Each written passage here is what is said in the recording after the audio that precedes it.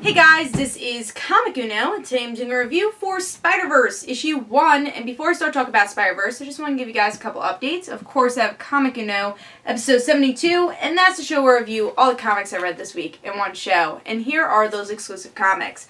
We got Goddess Inc. issue 4, Codename Kid Next Door issue 1, Nova issue 23, Captain Marvel issue 9, Silver Surfer, issue 7. She-Hulk, issue 10. Hawkeye vs. Deadpool, issue 2. Batman Eternal, issue 32. Smallville Chaos, issue 4. Kitchen, issue 1. Arrow, season 2.5, issue 2. Justice League United, issue 6. Hobgoblin, issue 2. Future's End, issue 28. Earth 2 World's End, issue 6, and Outcast, issue 5. So if you want to go check out all those reviews, go to Comic Uno, episode 72, which is annotated. But let's talk about Spider-Verse, issue 1. Now, I thought this would be one story, but it's actually a couple stories. It's like 5 stories, honestly. It's 3 big ones and then like 2 other little ones. Really love the cover. It's all the Spider people coming together. And some of the characters that are introduced in this issue also think Edge of Spider-Verse, except Spider-Verse is going on now, so they have to call it Spider-Verse. So it's like Edge of Spider-Verse still continuing with shorter stories. But yeah, I really like the cover, and let's see what's going on with all these stories. So first issue is just explaining about the web of life, the web is spider web, where all the spiders exist, and the Master Weaver, the person who controls everybody. We know about the Web of Life for a while now, especially with Madam Web, who controlled the Web of Life for a while, and knew the visions of the Web of Life, which I'm very surprised that we haven't seen Madam Web at all in Spider-Verse, or really in a while. I guess we'll see in the Amazing Spider-Man series if we'll see her, but that's the first story. The second story is about this kind of kung fu Spider-Man who wants to go against his brother, who's called Venom, and he's bald, Peter. It's a little weird, and that's what happens, and the Spider people of all the men just like, come, Peter, let's go. So it's like a Japanese type Spider-Man. It is kind of cartoony, which is cool. I guess if you like Samurai Jack, you'll like that. I've never really seen Samurai Jack, but it seems like that. But let's move on to the next story. And that's a steampunk Spider-Woman who's actually May Riley, who's Aunt May.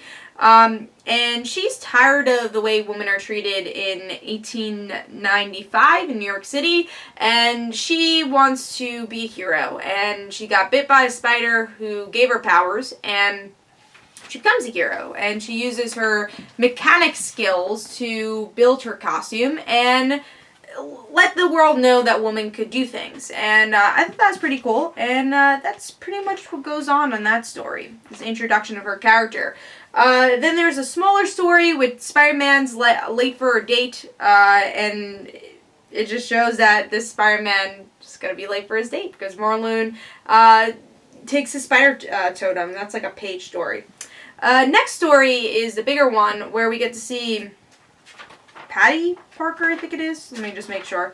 No, Penelope Parker, and it's like this cartoony version. She's like 11 years old, and she gets spider powers, and she's embarrassed about them. She's good friends with Mary Jane, even though I feel like Mary Jane was kind of like a jerk to her, but they're good friends. And she tells Aunt May about her powers, and Aunt May's like, do what you gotta do, be a hero. And you see her new costume, and she becomes a hero because Aunt May's saying you should do it, and she actually tells Aunt May about her powers. Last story is really interesting, actually, because we get to see that Mary Jane, Peter are together. It's kind of like making fun of older Spider-Man books. Dan Slott writes it, and Morlun asks, like, why the hell all these people keep repeating itself? And they don't even bother with them. They're like, yeah, you're just kind of like a waste of my time, so bye. And then the person who controls the spider web says, this shall be one of my only acts of rebellion, to take the pure innocent world and place it aside in its own pocket reality, forever safe from the danger of Spider-Verse. So does that mean like the Mary Jane Peter relationship is saved by Spider-Verse? I was very confused by that. And is this, going to Secret Wars with that new promo? I don't know. I felt like that 2-page story had a lot more meaning than is showing. There's a lot there. So I was really questioning what they're doing with Mary Jane and Peter and that old story. It seemed like they were married at that point. So I'm interested to see where that goes. And overall, I liked the stories. The only one I really didn't like was probably the Japanese bald-headed Peter. I thought that was, kind of boring. But I liked the steampunk Peter. I love that last story. The Penelope Parker one was fun. So yeah, overall, I really enjoyed it. I like all the stories. I had a fun time with it. Was I expecting something else with this? Yeah, I kind of wish we continued the story of Spider-Verse, and we've seen enough of these spider stories and these new spiders, but I had a lot of fun with it, and I hope issue 2 could be as much fun. So yeah, I gave Spider-Verse issue 1 4 stars. I thought it was really solid, and it's definitely worth picking up. There's a lot of fun stories here, which I think is rare when you have so many stories. Do you have to pick it up? No, but I think they had some really cool spider stories here. So I hope you guys enjoyed. This is Comic Note, guys. Don't forget to follow me on Twitter for Comic Note and on Twitter and for Facebook. Don't forget to like my Facebook page.